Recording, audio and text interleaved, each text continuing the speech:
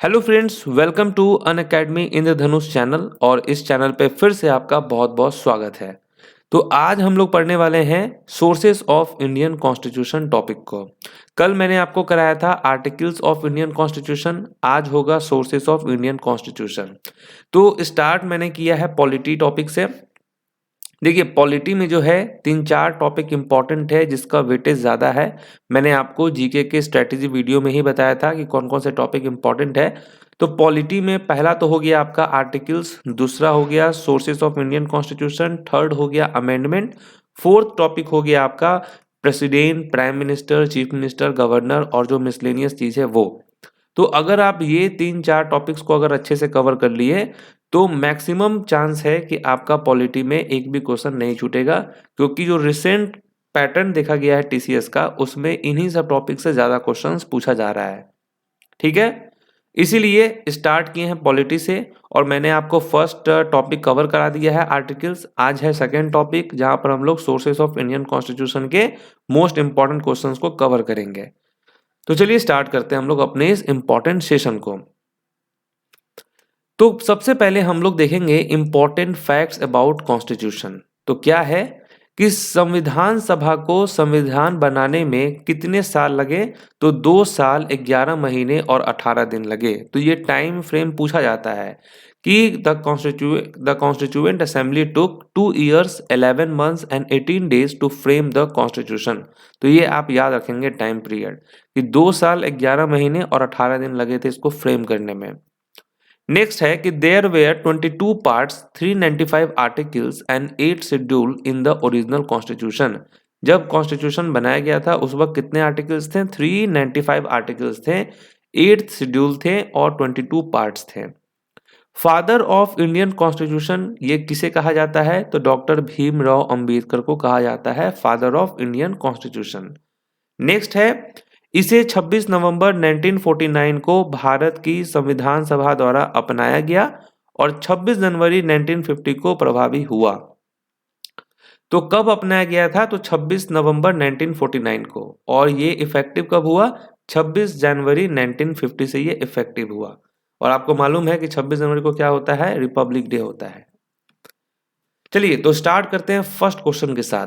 पहला क्वेश्चन है कि the idea of having a provision for a bicameral parliament in the constitution of India was borrowed from the dash constitution. तो किस देश के संविधान से जो है किस देश के संविधान से लिया गया है ये? भारत के संविधान में द्विसदनीय संसद के प्रावधान का विचार किस देश के संविधान से लिया गया?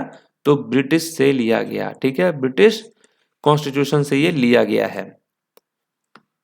नेक्स्ट है the directive principle of state policy in the constitution of India were borrowed from the dash constitution. Bharat के संविधान में राज्य नीति के निर्देशक सिद्धांतों को किस देश के संविधान से लिया गया?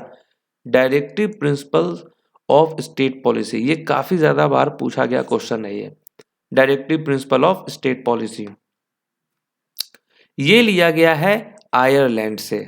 ओके, तो आयरलैंड होगा यहाँ पर right answer, Irish. Directive principle of state policy ये आयरलैंड से लिया गया है। नेक्स्ट है the idea of single citizenship in the constitution of India was borrowed from. एकल नागरिकता का विचार जो है ये कहाँ से लिया गया है? किस देश के संविधान से लिया गया है सिंगल सिटीजनशिप? तो ये यूके के संविधान से लिया गया है। यूनाइटेड किंगडम होगा यहाँ पर राइट आंसर। ब्रिटिश कॉन्स्टिट्यूशन से लिया गया है ये। नेक्स्ट क्वेश्चन है fundamental rights are borrowed from the constitution of which country. तो फंडामेंटल राइट्स जो है ये किस देश के संविधान से लिया गया है? ये भी इंपॉर्टेंट है। फंडामेंटल राइट्स किस देश के संविधान से लिया गया? तो यूएसए से लिया गया फंडामेंटल राइट्स। तो ये याद रखेंगे, फंडामेंटल राइट्स किस देश के संविधान से लिया गया? तो यूएसए से लिया गया ये। अब देखिए आर्टिकल 12 से 35 जो है ये आपको डील करता है फंडामेंटल राइट्स का। ओके, कौन कौन से फंडामेंटल राइट्स हैं? राइट टू इक्वलिटी है, राइट टू फ्रीडम है, राइट अगेंस्ट एक्सप्लॉइटेशन है, right to freedom of religion है, कल्चरल एंड एजुकेशनल राइट है, राइट टू कॉन्स्टिट्यूशनल रेमेडीज है। ओके, और ये सब जो है आर्टिकल 12 से 35 के बीच में ही आता है। ओके, भारतीय संविधान के अनुच्छेद 12 से 35 मौलिक अधिकारों से संबंधित है, तो ये आप याद कर लेंगे, मौलिक अधिकार। चलिए नेक्स्ट है, which feature of the Indian constitution is borrowed from the constitution of Britain. तो भारतीय संविधान की कौन सी विशेषता ब्रिटेन के संविधान से ली गई है? ब्रिटेन के संविधान से कौन सी ली गई है इसमें से? तो पार्लियामेंट्री गवर्नमेंट लिया गया है ब्रिटेन के संविधान से। कहां से? पार्लियामेंट्री गवर्नमेंट लिया गया है, कहां से? ब्रिटेन के संविधान से। तो ये आप याद रख लेंगे कि पार्लियामेंट्री गवर्नमेंट किस देश के संविधान से लिया गया? तो ब्रिटेन के संविधान से लिया गया। नेक्स्ट है, the Indian constitution borrowed procedure of amending the constitution from the constitution of. भारतीय संविधान ने किस देश के संविधान से संविधान में संशोधन की प्रक्रिया उधार ली थी? तो procedure of amending the constitution ये कहां से लिया गया है? साउथ अफ्रीका से लिया गया है। ओके, साउथ अफ्रीका से ये लिया गया है प्रोसीजर ऑफ अमेंडिंग। नेक्स्ट है, Indian constitution borrowed a cabinet form of governance from dash. भारतीय संविधान ने किस देश के संविधान से शासन का एक कैबिनेट रूप उधार लिया था? तो क्या हो जाएगा? यूनाइटेड किंगडम होगा यहां पर राइट आंसर। ओके,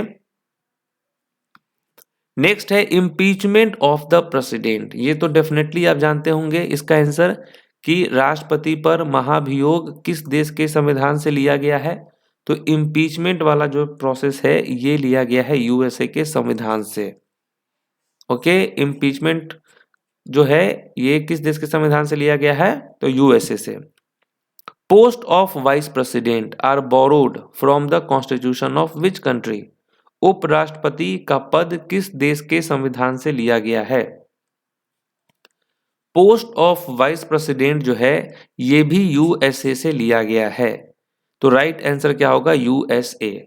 अब देखिए, यूएस कॉन्स्टिट्यूशन से बहुत सारी चीज ली गई हैं, जैसे कि जुडिशियल रिव्यू हो गया, फंडामेंटल राइट्स हो गया, इंडिपेंडेंस ऑफ जुडिशियरी हो गया, इम्पीचमेंट ऑफ द प्रेसिडेंट हो गया, पोस्ट ऑफ वाइस प्रेसिडेंट हो गया, removal of supreme court and high court जज जो है, ये सभी चीजें जो हैं किस देश से ली गई है?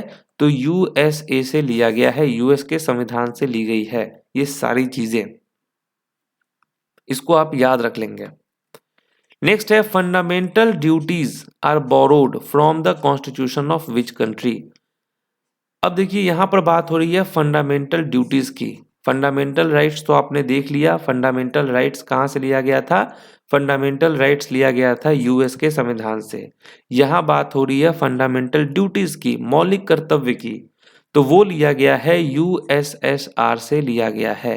ठीक है, यूएसएसआर होगा यहां पर राइट आंसर। अब देखिए टोटल 11 फंडामेंटल ड्यूटीज हैं। ओके, कितने फंडामेंटल ड्यूटीज हैं? तो 11 हैं। अब कुछ इंपॉर्टेंट चीज देखिए, 42nd amendment act of 1976 added 10 fundamental duties to the Indian constitution. तो 42nd अमेंडमेंट एक्ट 1976 के तहत जो है 10 मौलिक कर्तव्यों को जोड़ा गया था। और 86वें यानी 86 अमेंडमेंट एक्ट 2002 में जो है ये फिर 11th फंडामेंटल ड्यूटीज को ऐड किया गया। ओके, नेक्स्ट है, स्वर्ण सिंह कमेटी इन 1976 रिकमेंडेड फंडामेंटल ड्यूटीज। 1976 में स्वर्ण सिंह समिति ने मौलिक कर्तव्यों की सिफारिश की। तो किसने सिफारिश की थी? तो स्वर्ण सिंह समिति ने सिफारिश की थी किसके बारे में? मौलिक कर्तव्यों के बारे में। तो 1976 तक जो है ये आपका 10 फंडामेंटल राइट्स था। 2002 में जो है ये फिर आपका 11th फंडामेंटल ड्यूटीज को ऐड किया गया। नेक्स्ट है, suspension of fundamental rights during emergency are borrowed from the constitution of which country.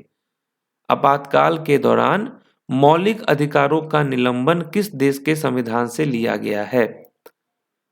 तो क्या होगा राइट आंसर? अब देखिए जर्मनी होगा यहाँ पर राइट आंसर। इमरजेंसी के टाइम पे जो फंडामेंटल राइट्स का जो सस्पेंशन है ये जर्मनी के संविधान से लिया गया है।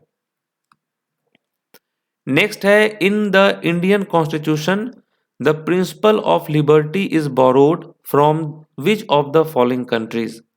भारतीय संविधान में स्वतंत्रता का सिद्धांत निम्नलिखित में से किस देश से लिया गया है? तो ये लिया गया है किस देश के संविधान से? तो फ्रांस से लिया गया है। तो फ्रांस होगा यहाँ पर राइट आंसर। फ्रांस से क्या लिया गया है? The principle of liberty. Next है concurrent list are borrowed from the constitution of which country. समवर्ती सूची किस देश के संविधान से ली गई है? कंकरेंट लिस्ट ये लिया गया है ऑस्ट्रेलिया के संविधान से। तो याद रखेंगे कंकरेंट लिस्ट किस देश के संविधान से लिया गया है? तो ऑस्ट्रेलिया से लिया गया है। Joint sitting of the two houses of parliament are borrowed from the constitution of which country. संसद के दोनों सदनों की संयुक्त बैठक किस देश के संविधान से ली गई है? तो ये भी लिया गया है किस देश के संविधान से? तो ऑस्ट्रेलिया के संविधान से लिया गया है। Joint sitting of the two houses of parliament are borrowed from Australian constitution. Next है appointment of state governor by the centre are borrowed from the constitution of which country. केंद्र द्वारा राज्य के राज्यपालों की नियुक्ति किस देश के संविधान से ली गई है? केंद्र द्वारा राज्य के राज्यपालों की जो नियुक्ति है वो लिया गया है कनाडा के संविधान से। तो क्या होगा यहाँ पर? कनाडा।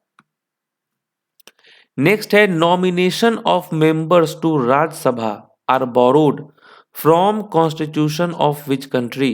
राज्यसभा के लिए सदस्यों का नामांकन किस देश के संविधान से लिया गया है?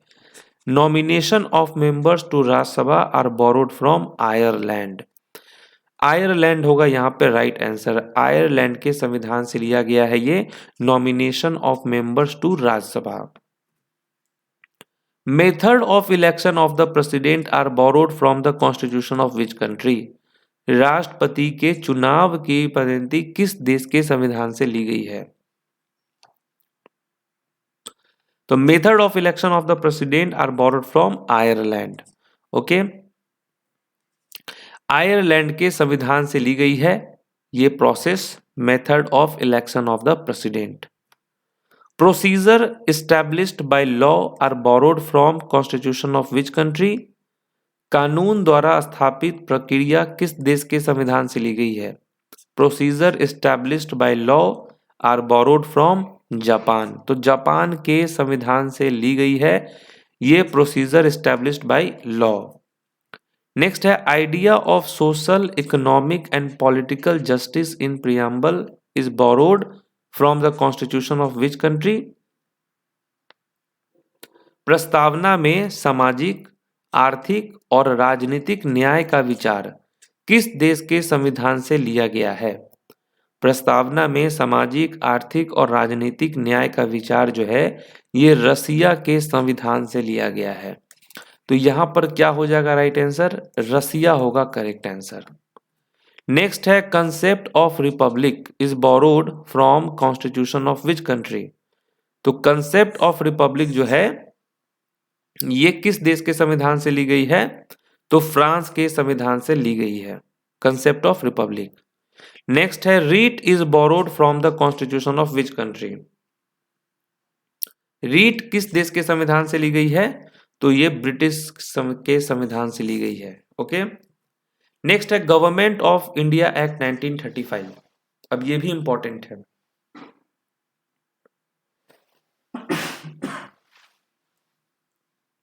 तो देखिए भारत सरकार अधिनियम 1935 से ये सारी चीजें ली गई हैं। Federal scheme, emergency provision, public service commission, office of governor, judiciary, administrative detail, ये सारी चीज ली गई हैं गवर्नमेंट ऑफ इंडिया एक्ट 1935 से।